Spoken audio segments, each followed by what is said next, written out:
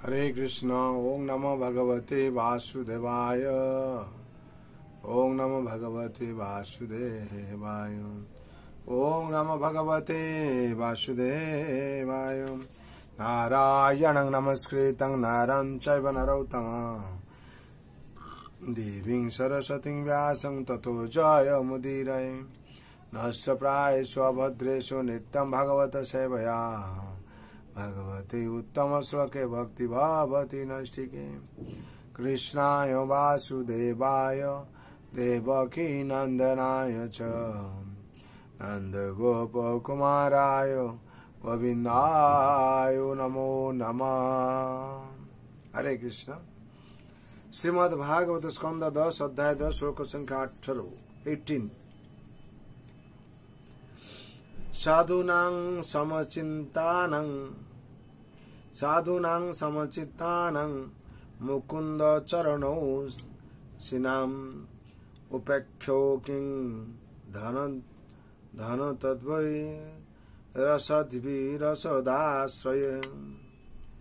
শব্দের বলা হচ্ছে সাধুনাম, সাধুদের, সমচিতানাম, যারা সকলেরই প্রতি সমদর্শী, মুকুন্দ চরণ এসি নাম, যাদের একমাত্র কর্তব্য হচ্ছে ভগবান মুকুন্দের সেবা করা এবং যারা সর্বদাই সেই সেবার অভিলাষী, উপেক্ষ, সঙ্গ উপেক্ষা করে, কিম কি ধন স্তম্ভে, ধনী এবং গর্বিত, অসৎভি অবাঞ্ছিত ব্যক্তিদের সঙ্গ, অসৎ আশ্রয়ে, অসৎ বা অভক্তদের শরণ গ্রহণ করে। অনুবাদ: সাধুরা দিনের মধ্যে 24 ঘন্টায় শ্রীকৃষ্ণের চিন্তায় মগ্ন থাকেন। তাদের আর অন্য কোনো অভিলাষ নেই। এই প্রকার মহাত্মাদের সঙ্গ উপেক্ষা করে মানুষ কেন অভক্তদের শরণাগত হয়ে দাম্ভিক, ধনবান, বিষয়াসক্ত ব্যক্তিদের সঙ্গ করবে? তাৎপর্য: সাধু হচ্ছেন তিনি যিনি অবিচলিতভাবে ভগবানের সেবায় যুক্ত। ভজতে মামনভ্যাক তিতিক্ষর কারুণিকা সুহৃদ সর্বদেহিনাম অজাত শত্রুব শান্তা সাধব সাধুভূষণাং। সাধু লক্ষণ হচ্ছে তিনি সহনশীল, দয়ালু এবং সমস্ত জীবের সুহৃদ। তার কোনো শত্রু নেই। তিনি শান্ত। তিনি শাস্ত্র নির্দেশ অনুসারে আচরণ করেন এবং তিনি সমস্ত সদ্গুণের দ্বারা বিভূষিত। শ্রীমদ্ ভাগবত 3/25-21 সাধু হচ্ছেন তিনি যিনি সকলের সুহৃদ সর্বভূতানাম।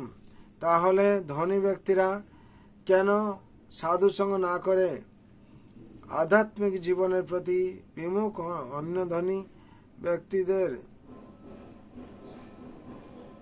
সঙ্গ করে তাদের মূল্যবান সময় নষ্ট করে?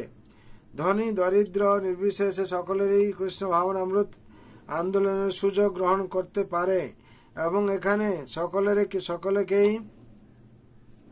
সেই উপদেশ দেওয়া হয়েছে। কৃষ্ণ ভাবনামৃত আন্দোলনের সদস্যদের সঙ্গ বর্জন করে কোনো লাভ হয় না। নরোত্তম দাস ঠাকুর বলছেন, সৎসঙ্গ ছাড়ি কইন অসতে বেলা, তে কারণে লাগিল যে কর্মবন্ধ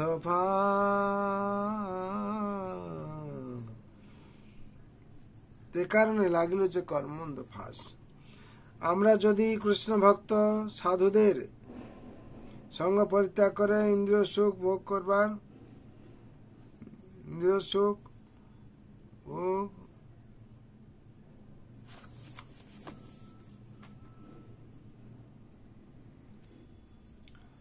আমরা যদি কৃষ্ণ ভক্ত সাধুদের সঙ্গ পরিত্যাগ করে ইন্দ্রিয় সুখ ভোগ পরায়ণ ব্যক্তিদের সঙ্গ করি এবং সেই উদ্দেশ্যে ধন সংগ্রহ করি, তাহলে আমাদের জীবন ব্যর্থ হয়ে যাবে।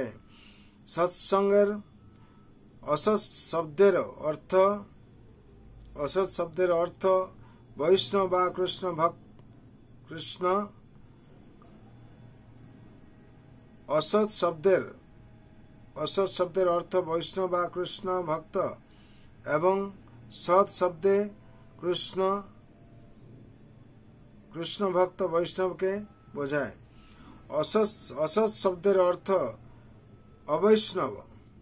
অবৈষ্ণব বা কৃষ্ণ ভক্ত এবং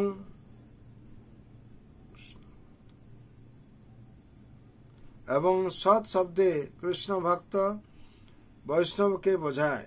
সর্বদাই বৈষ্ণবের সঙ্গ করা উচিত এবং অবৈষ্ণবদের সঙ্গ করে জীবন